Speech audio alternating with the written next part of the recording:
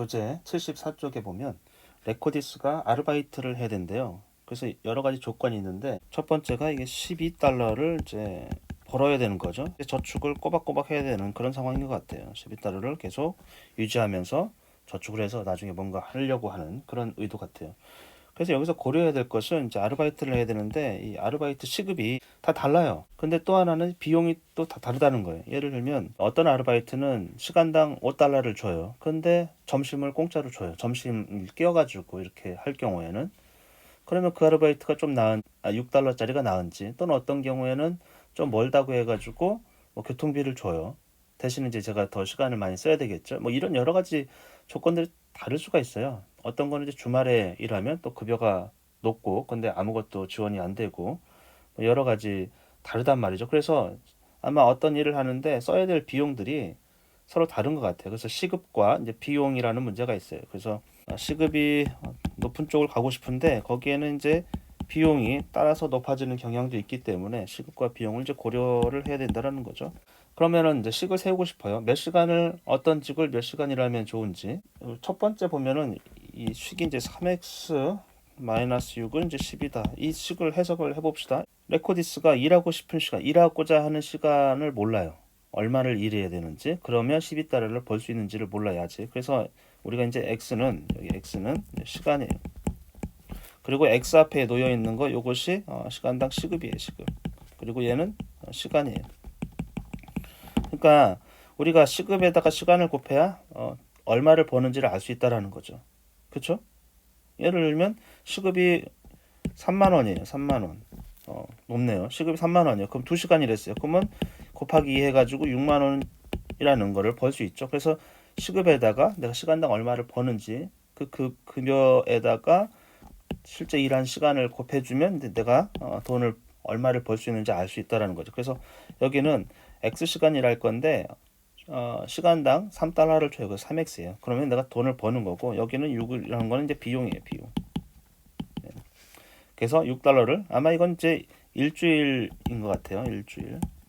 외국은 주급 개념이 아르바이트에서는 상당히 강해요. 그래서 우리는 월급이지만 대체로 나라에서는 이제 주급이에요. 3x는 벌어들이는 금액이에요. 이거 시급하고 시간 합치면 이제 내가 벌어들이는 수입이 되는 것이고, 그다음에 비용을 뺀 거죠. 이 일을 하면은 일주일에 6달러를 써야 돼요. 그래서 남은 것이 그래도 12달러를 최소한 남겨놔야 된다라는 거예요. 그럼 우리가 이 x를 구할 수 있겠죠? 3x 마이너스 6은 이제 12. 이랬을 때 우리가 이 6이 마이너스 6이 왼쪽에 있기 때문에 x 주변에 있잖아요. 그럼 없애버리면 돼요. 그래서 더하기 6을 해주면 되겠죠. 3x 마이너스 6에 플러스 6을 해주고 12에도 플러스 6을 해줘야 돼요. 반드시 양쪽에다가 똑같은 수를 곱해주거나 더해주거나 빼주거나 나눠줘야 돼요.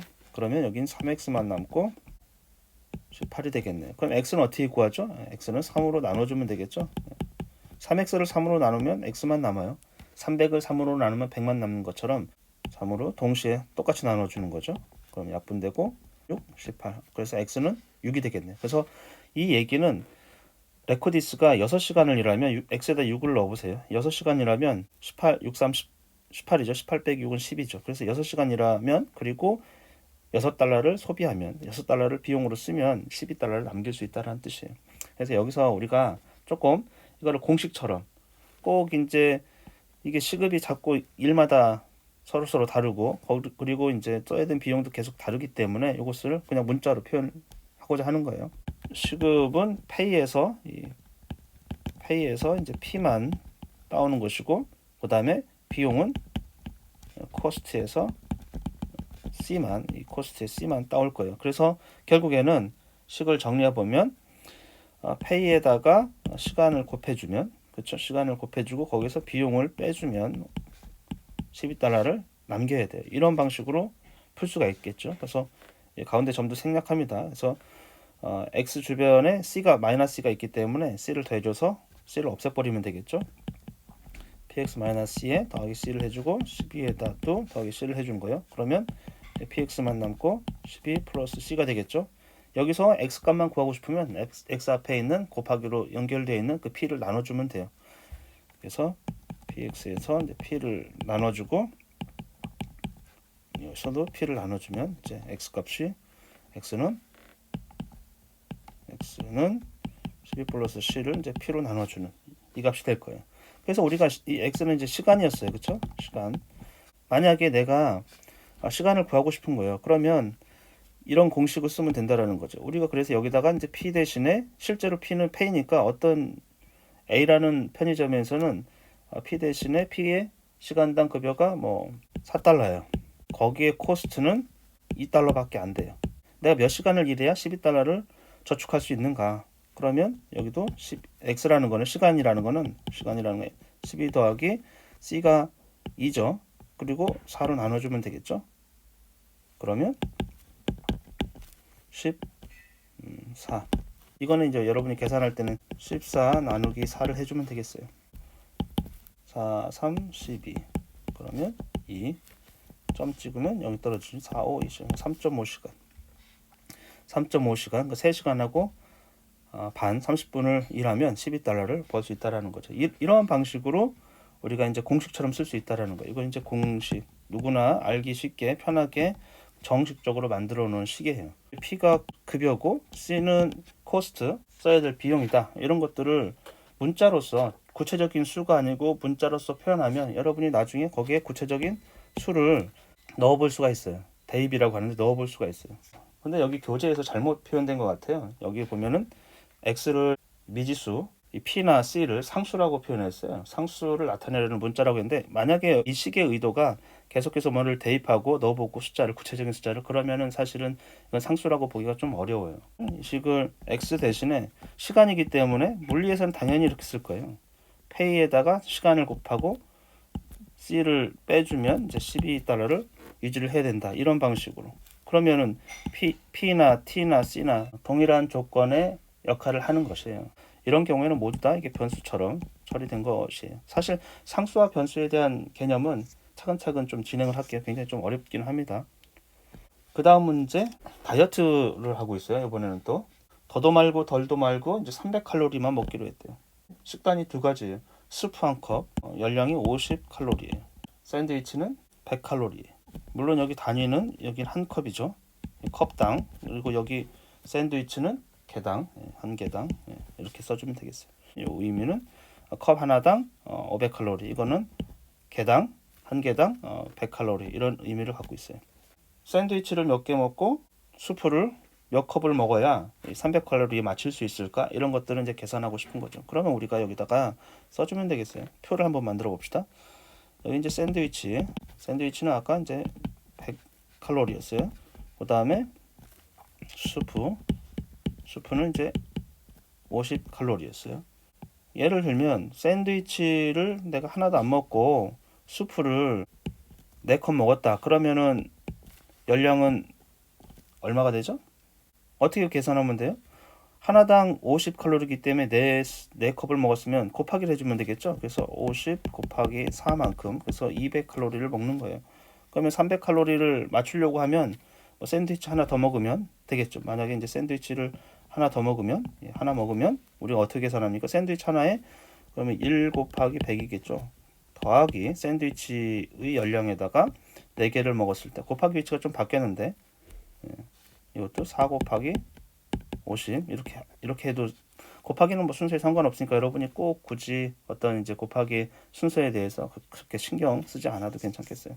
4 곱하기 50이나 50 곱하기 4 그러면 이제 두 개를 더하면 이제 300이 되겠죠. 우리가 샌드위치를 몇 개 먹고 수프를 몇 개 먹는지 정해야 되는 거니까 아직 그래서 미지수라고 생각하면 돼요. 아직 정해지지 않았고 계속 그것을 어떤 관계를 우리가 구하는 거기 때문에 그래서 샌드위치를 X개 먹는다 치고 수프를 이제 Y개 먹는다 치세요. 처음에 나오는 미지수는 이제 X, 그 다음 거는 Y 이렇게 표현해 주면 되겠어요. 그러면 식을 구하면 되겠죠. 예를 들면 X가 3이면 3 곱하기 100, 그렇죠? 여기가 한 개당 100칼로리이기 때문에 그래서 당연히 100 곱하기 X만큼 열량을 섭취할 거예요. 그리고 수프는 50 곱하기 Y만큼 열량을 섭취할 거예요. 그렇죠? Y 개수니까 이게 개수란 말이죠. 어떤 개수? 그 개수에다가 100을 곱해야 샌드위치를 먹었을 때 우리가 열량을 구할 수 있는 거죠. 그러면 두 개를 합쳐야 되겠죠. 그렇죠? 그러면 100 곱하기 X 더하기 50 곱하기 Y 곱하기 요를 생략할게요. 그래서 100X 더하기 50 y. 이것이 얼마가 돼야 돼요? 이것이 300이 돼야 되겠죠. 300이 돼야 돼요. 여기서 보면은 답이 하나가 아니에요. 만약에 x가 1이면 y는 얼마가 됩니까? 여기다 1을 넣어보면 되겠죠? 그렇죠? x는 지금 샌드위치였어요. 샌드위치 하나를 먹으면 100칼로리를 먹어요. 그래서 여기 y를 구해보면 100에다가 더하기 50y, 이것을 이제 계산을 해봅시다. 100 더하기 x가 1인 거예요. 100 더하기 50y는 300. 그러면 50y는 100을 빼줄게요. 양쪽에서 50y 근처에 100이 있기 때문에 200이 될 거고, y 값을 구하려면 이제 50으로 나눠주면 되겠죠. 50으로. 그러면 y만 구할 수 있어요. y는 4, 4개가 되겠네요. 마찬가지죠. x가 만약에 2면 x가 2면은 여기다 2를 넣어주면 되겠죠. 그래서 왜냐면 100칼로리 2개를 먹는 거니까 200. 그래서 200 더하기 50y는 이제 300. 그러면 또 200을 빼주면 되겠지. 양변에서. 그럼 50y는 100이 되겠죠. 왼쪽에도 200을 뺐고 오른쪽에도 200을 뺐어요. 그래서 이 상태에서 y 값을 구하려면 이제 50으로 나눠주면 되겠어요. 그래서 이게 약분되고 2개가 되겠네요. y는 2개. 이런 방식으로 x와 y는 해가 많아요. 해가 많아요. 만약에 분수까지 포함되면, 예를 들면 x가 2분의 1, 그러니까 샌드위치를 절반만 먹으면, 이런 식으로 하자고 하면 분수까지 허용하면 엄청나게 많은 사실 무한대의 해를 갖게 된다라는 거예요. 미지수가 2개였을 경우에 해가, 이것이 참인 값, 그것은 x와 y의 어떤 이제 두 개의 순서쌍처럼 주어집니다. x가 얼마였을 때 y가 얼마, 이렇게 x가 정해지면 y가 정해지고 또 y가 정해지면 x가 정해지고, 이게 딱 둘이 쌍으로 이루어진 해를 갖게 된다라는 거예요. 그리고 해의 수는 굉장히 많을 수 있다. 방정식에서 미지수가 2개, 3개 이렇게 되는 경우에는 해가 굉장히 많을 수도 있어요. 조건에 따라서 하나일 수도 있고 없을 수도 있고 많을 수도 있고. 그래서 여러분이 방정식을 처음 배울 때는 방정식의 해는 딱 한 개인가 이렇게 착각할 수도 있는데 전혀 그렇지 않아요. 경우에 따라서 굉장히 다를 수 있다. 오늘은 여기까지 하겠습니다.